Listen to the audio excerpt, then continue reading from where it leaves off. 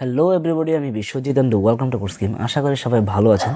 তো আজ আমি কথা বলবো HTML5 এলিমেন্ট নিয়ে। তাহলে চলুন শুরু করি। এস মানে হচ্ছে স্ট্রাইক থ্রু, এস এলিমেন্ট মানে হচ্ছে স্ট্রাইক থ্রু এলিমেন্ট। তো যেই টেক্সট এখন আর সঠিক না কিংবা রেলিভেন্ট না, ওই সকল টেক্সটকে ডিফাইন করতে আমরা HTML5 এলিমেন্টকে ব্যবহার করি।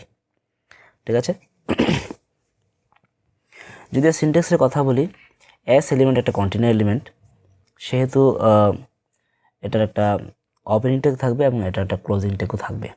দেখি কীরকম, যেমন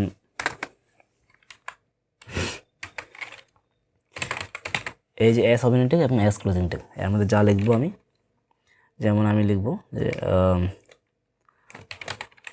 রং। ঠিক আছে, তারপর আমি কি করব, সেভ করব, সেভ। তাহলে এখানে রং লেখাটা চলে আসবে উইথ স্ট্রাইক থ্রু। ঠিক আছে, যেমন উপরে একটা কি দেখতে পাচ্ছেন, মাঝামাঝি লেখার মাঝামাঝি একটা দাগ টানা আছে। ঠিক আছে, এটা কোন কাজে ব্যবহার করি? ধরেন আমি দুটো টেক্সট লিখলাম, একটা হচ্ছে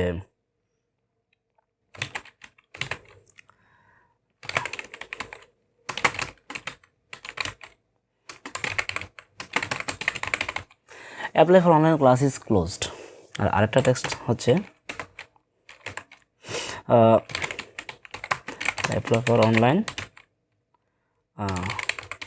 ক্লাসেস টাইম ইজ এক্সটেন্ডেড। ঠিক আছে, আমি এটাকে সেভ করলাম, সেভ। তাহলে এখানে চলে আসবে এটা। এখন এখানে একটা বিষয় দেখেন, apply for online class is closed. ঠিক আছে, এখানে বানানটা ভুল হয়েছে, apply for online class is closed মানে হচ্ছে এটা ক্লোজড হয়ে গিয়েছিল। ঠিক আছে, কিন্তু পরবর্তীতে তারা আবার চিন্তা করলো যে টাইমটা এক্সটেন্ড করবে, মানে বাড়াবে। ঠিক আছে, সেক্ষেত্রে তারা টাইম বাড়িয়ে দিয়েছে। তার মানে হচ্ছে এখন এটা অ্যাক্টিভ, বাট এটা অ্যাক্টিভ না, এটা রং। ঠিক আছে, অর্থাৎ এটা রেলিভেন্ট না। তার জন্য কী করতে হবে, তার জন্য এটাকে আমাদের স্ট্রাইক থ্রু এলিমেন্টের মধ্যে দিয়ে দিতে হবে, অর্থাৎ এস এলিমেন্টের মধ্যে। ঠিক আছে, যেমন এস এবং এটাকে দিয়ে দিলাম, কন্ট্রোল দিয়ে সেভ করলাম, বাস। তো এই হচ্ছে এস এলিমেন্টের ব্যবহার।